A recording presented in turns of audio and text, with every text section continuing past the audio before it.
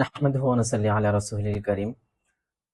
সর্বোপরি কথা হচ্ছে, অনেকেই কিন্তু আমাদেরকে বারবার প্রশ্ন করতেছিলেন যে, অনেকেই আমরা জানি না রুকিয়াটা কি? এটা কিভাবে পরিচালিত হয়? বা এটা কিভাবে আমরা গ্রহণ করতে পারি? কোন জায়গায় ভালো পাবো?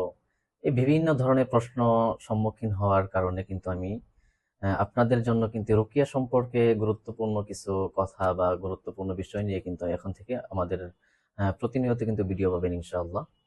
তো যারা চাচ্ছেন যে রোকিয়া সম্পর্কে এবং রোকিয়াটা কিভাবে পরিচালিত হয় এবং এটা শরীয়ত সম্মত কতটুকু, এই নিয়ে কিন্তু বিস্তারিত আমাদের প্রত্যেকটা ভিডিওতে আলোচনা থাকবে।